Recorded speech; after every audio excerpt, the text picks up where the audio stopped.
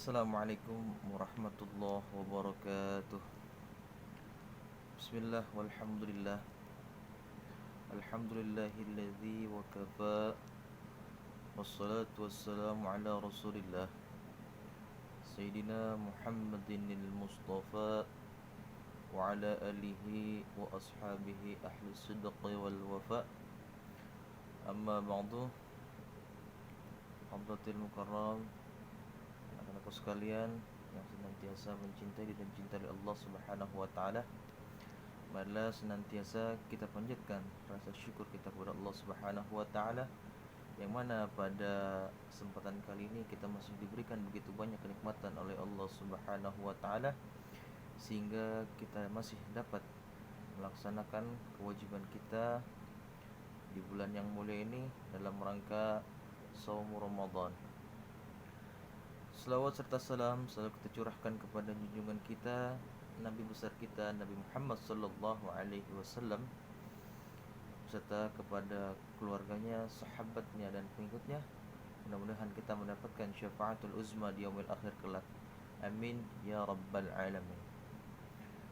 Ma'asyiral muslimin, anak-anakku yang dirahmati Allah Subhanahu wa taala, tujuan hidup akhir manusia semata-mata hanya ingin mendapatkan ridha Allah Subhanahu wa taala, yaitu mengharapkan masuk dalam surganya Allah Subhanahu wa taala. Namun tidak semua dapat melaksanakan atau tidak semua dapat menikmati yang namanya surga Allah Subhanahu wa taala. Di dalam sebuah hadis yang diriwayatkan oleh Imam At-Tirmizi dari Anas bin Malik radhiyallahu anhu, Rasulullah sallallahu alaihi wasallam bersabda, barang siapa yang meminta surga kepada Allah Subhanahu wa taala sebanyak 3 kali, maka surga tersebut memohon kepada Allah Subhanahu wa taala agar senantiasa memasukkan orang yang berdoa tersebut ke dalam surga Allah Subhanahu wa taala. Dan barang siapa yang meminta kepada Allah Subhanahu wa taala untuk dijauhkan daripada nerakanya Allah Subhanahu wa taala, maka neraka tersebut berdoa juga kepada Allah Subhanahu wa taala agar senantiasa dijauhkan atau tidak dimasukkan orang tersebut ke dalam nerakanya Allah Subhanahu wa taala. Ma'asyiral muslimin, dari hadis tersebut menyatakan bahwasannya surga dapat merindukan orang-orang yang meminta kepada Allah Subhanahu wa taala untuk dimasukkan ke dalamnya. Di dalam kitab Rauqanul Majalis ada 4 golongan yang senantiasa dirindukan oleh surganya Allah Subhanahu wa taala. Siapa saja itu? Yang pertama, golongan yang pertama, orang yang senantiasa menghiasi lidahnya, menghiasi mulutnya dengan membaca Al-Qur'an. Sebab Al-Quran tersebut dapat menjadikan syafaat bagi orang yang senantiasa membacanya di dalam kehidupannya. Yang kedua, yaitu orang yang senantiasa menjaga lisannya.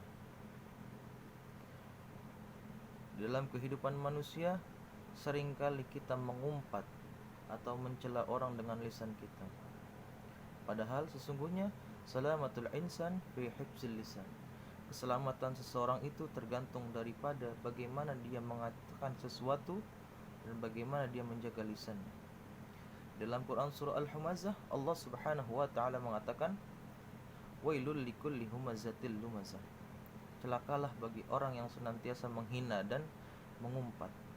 Apa yang Allah taala janjikan bagi orang yang senantiasa mengumpat? Yaitu maka Allah Subhanahu wa taala akan masukkan dia ke dalam neraka khutamah. Wa ma adraka mal khutamah. Apa itu neraka? Apa yang disebut dengan khutamah? Narullahil muqadah. Itu api atau azab yang Allah taala nyalakan untuk membakar orang-orang sampai ke dalam hatinya. Na'udzubillah summa na'udzubillah. Yang ketiga, yaitu orang yang senantiasa memberikan makanan ketika orang lapar. Di dalam sebuah hadis, sahabat Rasulullah sallallahu alaihi wasallam bertanya, "Ya Rasulullah, ada seorang perempuan yang senantiasa dia hanya melaksanakan sholat wajibnya saja, tetapi dia pernah memberikan makan tanpa dia mengumpat, tanpa dia mencela. Apa jawab Rasulullah? Dia akan dimasukkan Allah Subhanahu wa taala ke dalam surganya." Yang terakhir yaitu golongan yang keempat yang dirindukan oleh surganya Allah Subhanahu wa taala, yaitu orang yang senantiasa berpuasa di bulan Ramadan. Ma'asyiral muslimin, anak-anak yang dirahmati Allah Subhanahu wa taala, di bulan yang suci ini marilah senantiasa kita harus selalu istiqamah dalam beribadah kepada Allah Subhanahu wa taala, khususnya kita berpuasa untuk menjalankan dan mendekatkan diri kepada Allah Subhanahu wa taala.